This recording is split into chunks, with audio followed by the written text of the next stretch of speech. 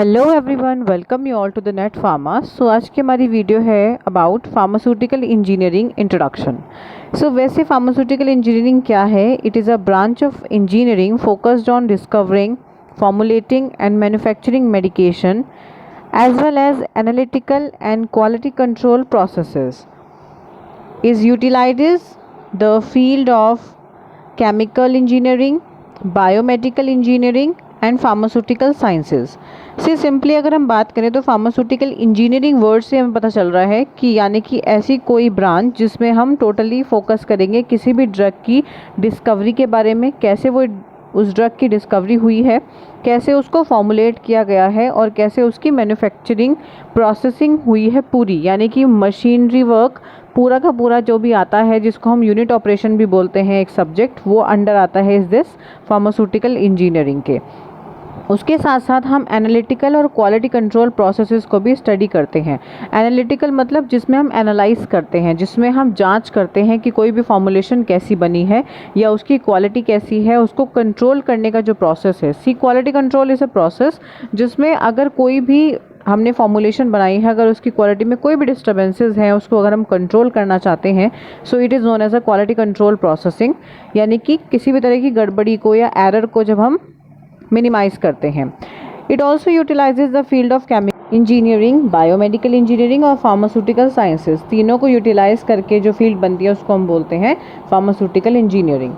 Now second one is कि इसके scope क्या होते हैं। सो स्कोप क्या है कि एक तरह से ये जो कोर्स है इसीलिए डिज़ाइन किया गया है ताकि आप एक फंडामेंटल नॉलेज आपको हो जाए on the art and science of various unit operations, यानी कि जितने भी हम फार्मास्यूटिकल इंडस्ट्रीज़ में जो भी हम पर्टिकुलरली मशीनरीज यूज़ करते हैं फॉर्मुलेट करने के लिए, डिस्कवरी करने के लिए या फिर किसी भी तरह की मैन्युफैक्चरिंग के लिए, तो उसमें जितना भी आप पर्टिकुलर मैन्युफैक्चरिंग में आप मशीन्स देखते हो वो सारा इसके अंदर कवर होता है।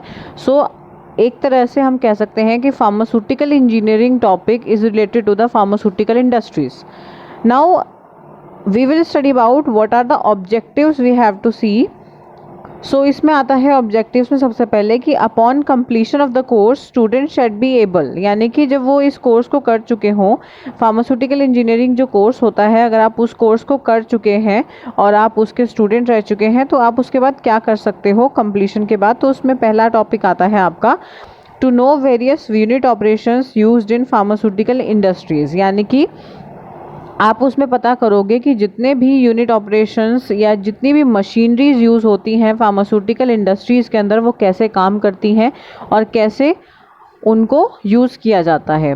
Secondly, to understand the material handling techniques, यानी कि आपको जो भी फॉर्मुलेशन बनाने के लिए मटेरियल दिया जाता है, जो आपका रॉ मटेरियल होता है, उसको आप कैसे हैंडलिंग करते हो और कैसे आप उसे कौन सी मशीन के लिए यूज़ करोगे, वो भी सब कुछ आपको यूनिट ऑपरेशन में पता चलता है। Third one will be to perform various processes involved in pharmaceutical manufacturing processes. See, इसमें हम कई तरह के प्रोसेस परफॉर्म करते हैं, जैसे कि हमने टैबलेट पे भी पढ़ा है कि हम ड्राइंग करते हैं, उसी के साथ हम ग्रेनुलेशन करते हैं, मिक्सिंग करते हैं। तो सब जितने भी प्रोसेसेस होते हैं किसी भी मैन्युफैक्चरिंग प्रोसेस के अंदर, यानी किसी भी फॉर्मुलेशन की मैन्युफैक्चरिंग के अंदर जितने भी प्रोसेसेस होते हैं उसको हम परफॉर्म करते हैं इस फार्मास्यूटिकल इंजीनियरिंग के अंदर।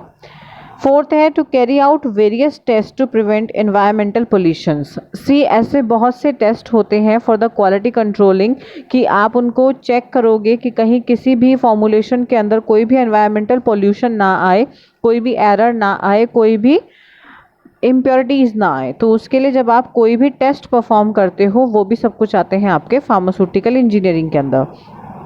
To appreciate and comprehend significance of plant layout design for optimum use of resources, इसमें आप किसी भी प्लांट लेआउट डिज़ाइन को यूज़ करते हैं या उसकी सिग्निफिकेंस जानते हैं for the optimum use of the resources.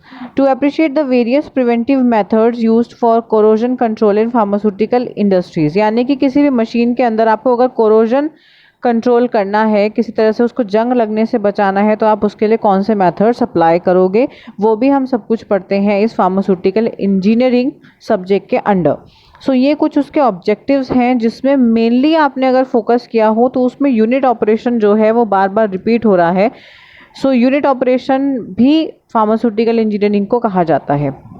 Now अगर आप अपना सिलेबस देखते हो तो उसमें फार्मास्यूटिकल इंजीनियरिंग के अंदर यूनिट फर्स्ट में आपको फर्स्ट टॉपिक मिलता है फ्लो ऑफ फ्लूइड्स, जिसमें आप type of manometers, Reynolds number, और उसके साथ साथ आपको सेकंड टॉपिक में size reduction, size separation, heat transfer, evaporation, distillation और ड्राइंग। यूनिट थर्ड में आपका ड्राइंग आपको यहाँ पे नज़र आएगा।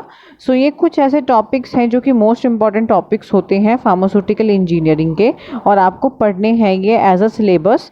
सो बी फार्म या डी फार्म के जो स्टूडेंट्स हैं वो ऑलरेडी इसको पढ़ चुके हैं, और जो बी फार्मा के स्टूडेंट्स हैं वो इसको थर्ड सेमेस्टर में पढ़ेंगे। So pharmaceutical engineering most important subject है जिसमें आप ऑलमोस्ट हर तरह की नॉलेज ले पाते हैं जो भी मशीनरी रिलेटेड वर्क्स होते हैं। इसमें फर्स्ट यूनिट में आप रेनॉल्ड्स नंबर और सारी इक्वेशंस पढ़ेंगे, जिसमें ऑरिफिस मीटर और कुछ इंस्ट्रूमेंट्स भी होंगे, इसमें इक्विपमेंट्स भी होंगे। ऐसे ही साइज रिडक्शन के अंदर आप काफ़ी सारे इंस्ट्रूमेंट्स की वर्किंग जान पाएंगे, उनकी कंस्ट्रक्शन जान पाएंगे।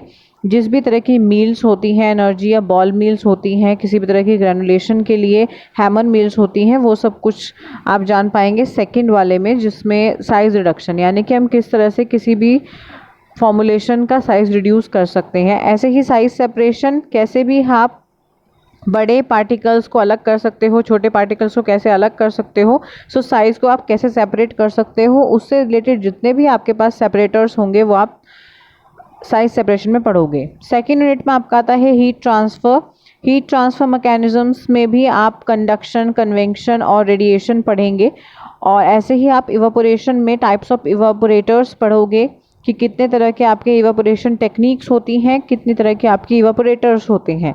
सो ये आपका आ जाता है इन द इवापोरेशन, जिसमें आप सारे के सारे हीट प्रोसेसेस पढ़ोगे, या जो भी ड्राई हीट प्रोसेसेस होते हैं उनको आप इस पर्टिकुलर यूनिट सेकंड के सेकंड पार्ट में पढ़ोगे। उसके बाद आपके पास आ जाएगा डिस्टिलेशन। सो आपको कैसे इसकी बेसिक प्रिंसिपल्स पढ़नी है, मेथोडोलॉजी पढ़नी है कि क्या होता है डिस्टिलेशन, कितनी तरह का होता है, फ्रैक्शनल होता है, अंडर रिड्यूस होता है, स्टीम होता है या मॉलिक्यूलर होता है। तो सारा आप ही पढ़ोगे इस यूनिट सेकंड के थर्ड पार्ट में। अब आता है यूनिट थर्ड, जिसमें ड्राइंग है। ड्राइंग मोस्ट इंपॉर्टेंट टॉपिक है। बहुत सारे क्वेश्चंस आते हैं कि कैसे आप कोई भी फॉर्मुलेशन को ड्राई कर सकते हो, कैसे उसके पानी को रिड्यूस कर सकते हो या वाटर रिड्यूस कर सकते हो। ऐसे ही मिक्सिंग आपकी इसमें आएगी। मिक्सिंग में आप पढ़ोगे कैसे आप फॉर्मुलेशन को मिक्स करते हो, कौन कौन से ऐसे इक्विपमेंट्स होते हैं जिसमें डिफरेंट टाइप्स ऑफ फॉर्मुलेशंस को मिक्स किया जाता है। तो ये सारी उनकी वर्किंग वगैरह हम पढ़ेंगे। यूनिट फोर्थ में हम फिल्ट्रेशन पढ़ेंगे कि कैसे आप किसी भी पर्टिकुलर फॉर्मुलेशन को या फिर आपकी जो फॉर्मुलेशंस बनी है उनको आप कैसे फ़िल्टर आउट करोगे, कितने तरह के उसमें इक्विपमेंट्स यूज़ होते हैं, उनकी क्या प्रिंसिपल, क्या कंस्ट्रक्शन, क्या वर्किंग है, और क्या एडवांटेज उनका है और क्या डिसएडवांटेज है। ऐसे ही सेंट्रीफ्यूगेशन हम पढ़ते हैं, इसमें उसके ऑब्जेक्टिव सब हम उसके अंदर पढ़ते हैं।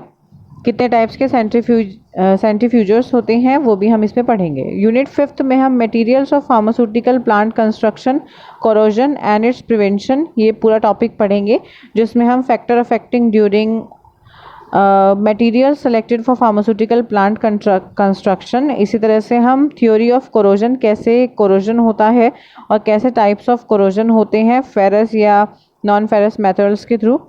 Thank you so much for watching the video. Do like, share, comment and subscribe to my YouTube channel, which is NetPharma. Thank you.